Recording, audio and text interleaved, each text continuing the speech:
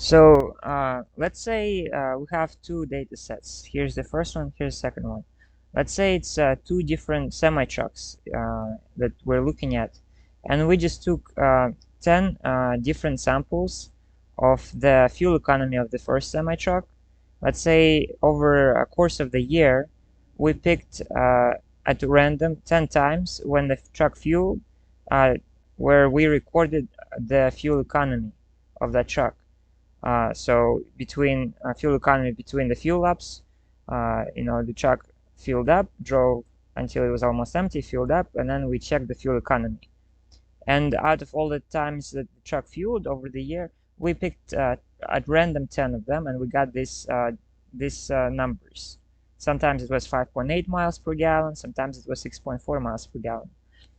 And then we did the same thing for a different truck, semi-truck, and sometimes it gave us 7.8 miles per gallon, sometimes it gave us 6.8 miles per gallon, sometimes 6.3 miles per gallon.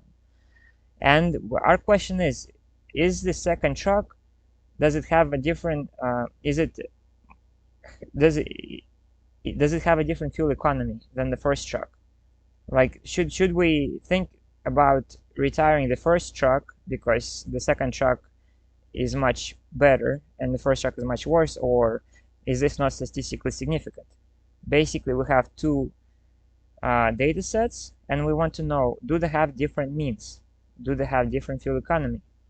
So we check our data.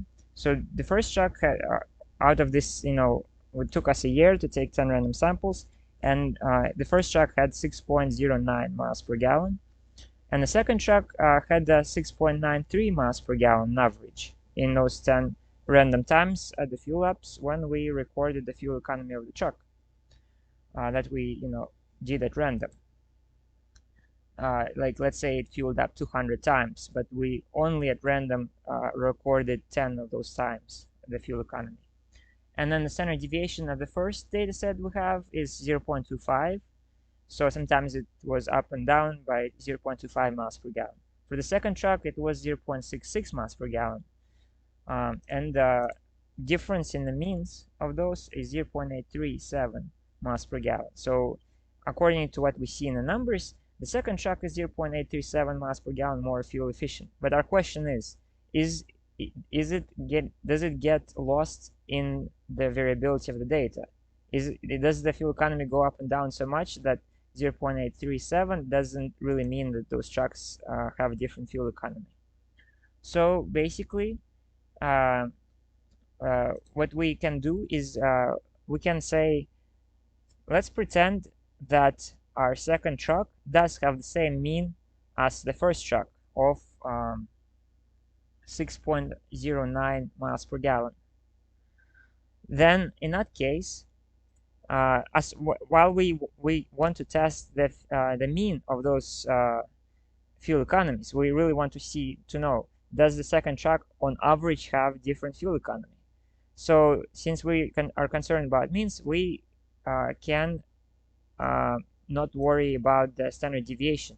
So we basically say, okay, well, let's pretend the second truck does have the same fuel economy as the first truck. But I mean, it may have, based on our data, our best guess that the second truck has a standard deviation of 0.66, because we're not testing that. We're not testing validity of the standard deviation. We can just accept that at face value. Second truck has 0.66 standard deviation. The first truck has 0.25 standard deviation. What we want to know, do they on average have different fuel economy? So we say, well, let's pretend that the second truck has the same fuel economy on average as the first truck, and let's pretend then that we do this experiment for 1,000 years.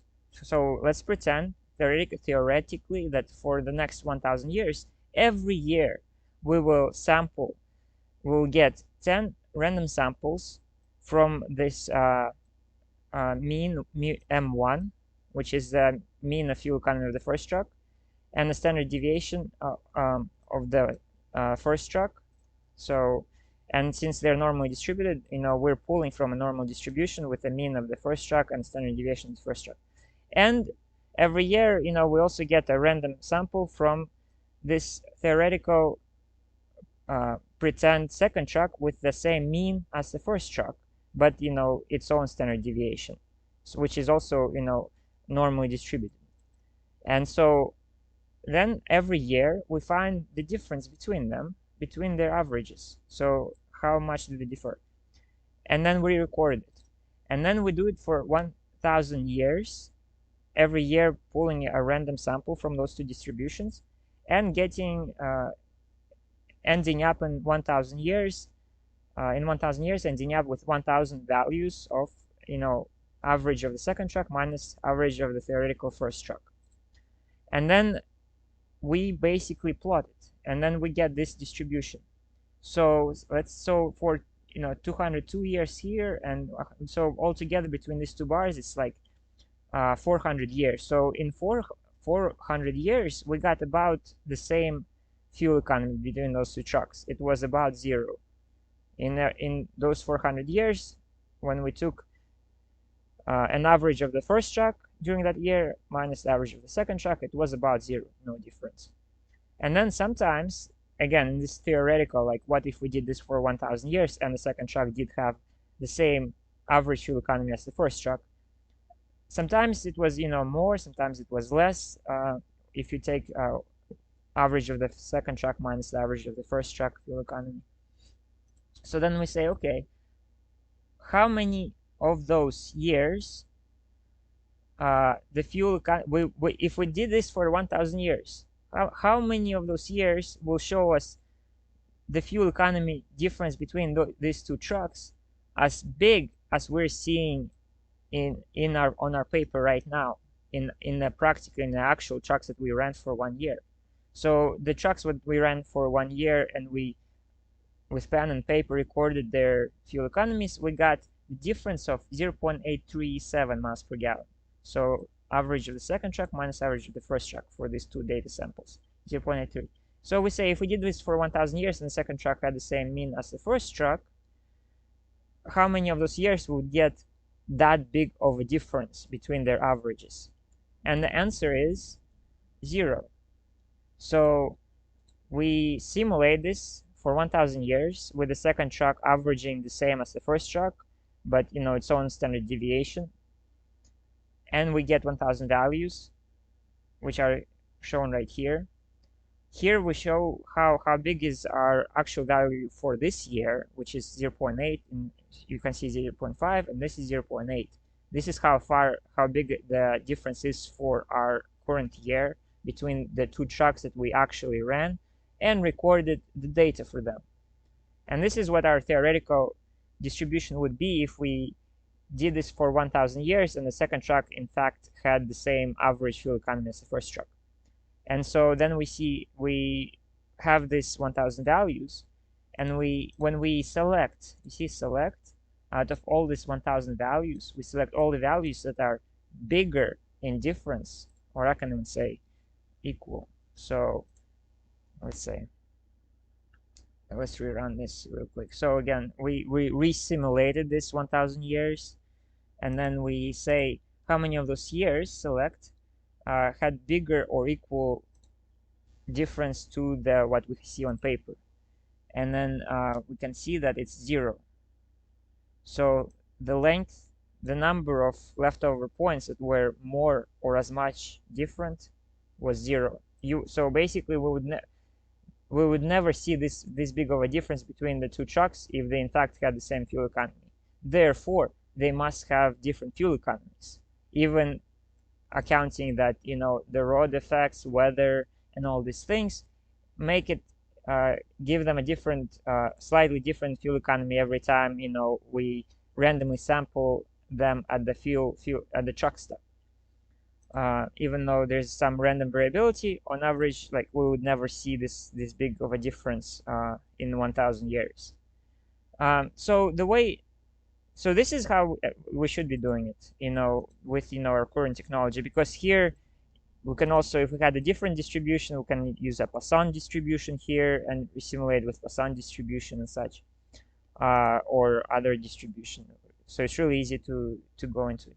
But historically, without all the computers, the good person under nickname student, which gave rise to the student t-test, uh, was doing it on paper with pencil, and therefore they did he figured out, and what and a lot of statisticians use to this day is a t-test. And so here's how we do the t-test. We take the average, the difference between the two means between these two data sets, which again would be 0.837 miles per gallon, and we scale that difference by a function that depends on standard deviation and number of samples. So standard deviation of, so it would be the difference between of means divided by square root of standard deviation of the first data set squared divided by number of points in the first data set plus standard deviation of the second data set squared divided by number of points in the second data set, and that will give us scaled basically difference in the means. And we get here, and it's for this purpose it's called t statistic, and we get minus 3.7. We can check our work with Mathematica, where the function is t-test in Mathematica, and then we have our dataset 1, dataset 2.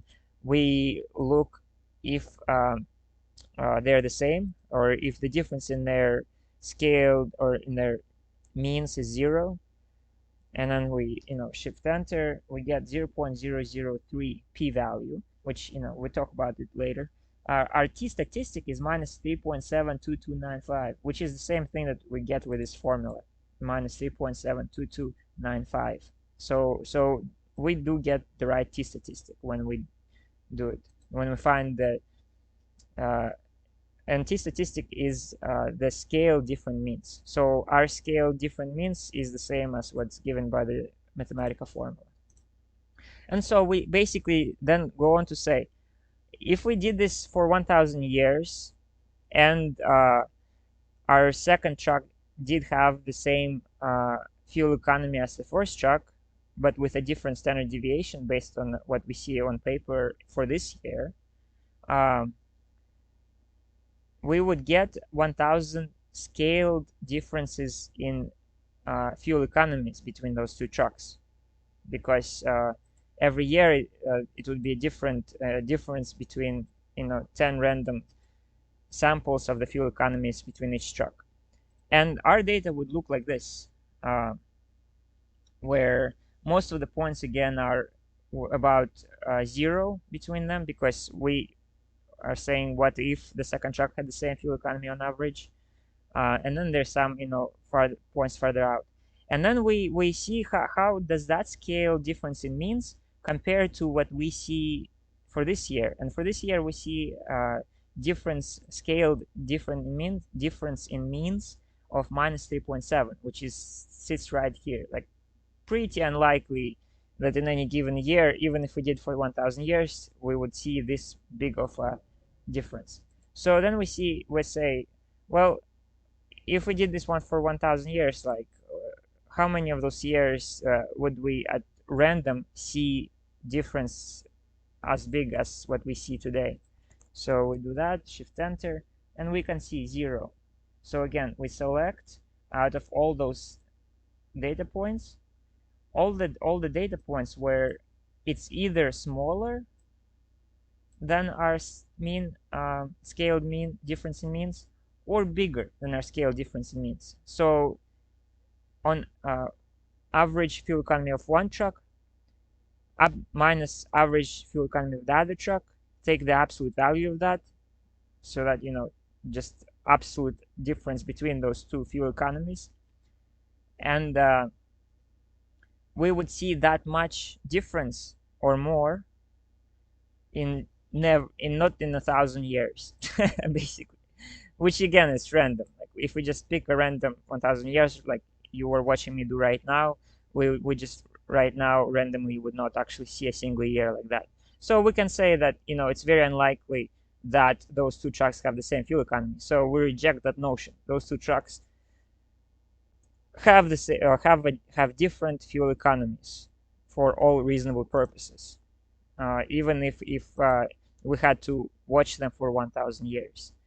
But again, like, what's the point of all this terminology of t-statistic, p-value, freaking huge formulas, standard deviations, very confusing, formula with like number of samples, when we can just freaking simulate difference in means, like just difference in fuel economies if we looked at them for 10,000 years, and then we just, how many of those years we'll see like as big of a difference? Well, here you go, 0.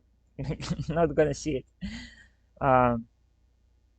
Yeah, I advocate that we go away from this t-statistic stuff. And if you're an orphan under, I don't know, under age of 21, I would like to hear your story, and I will give you like $20. I'll send you $20 to, if you tell me your story. So write in the comments if you happen to be, an orphan under, like living in an orphanage, somewhere in a country where there's still orphanages, or if you're like freaking living on the street or wherever, not in, not assigned to a family. You know, hit me up. I would love to hear your story, and I'll send you $20 to hear your story. And I also may give you a job, doing something really simple on like a phone or a computer or whatever. I mean, I guess you wouldn't have a computer if you were like living on the street or whatever. But I'd probably try to give you a job. But anyways, even just to hear your story, I'd give you $20. And if anybody is interested in, there was something else. I forget.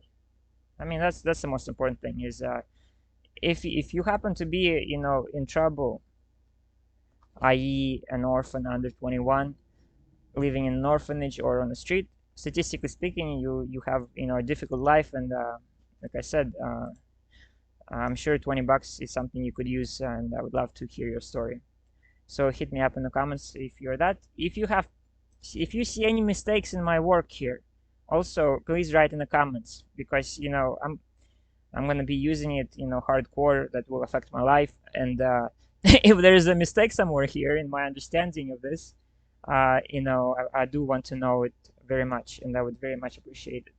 So yeah, I hope you guys. I thank you guys for interest in mathematics, statistics, because that is what advances our human race, and that is why we don't work for monkeys work for us.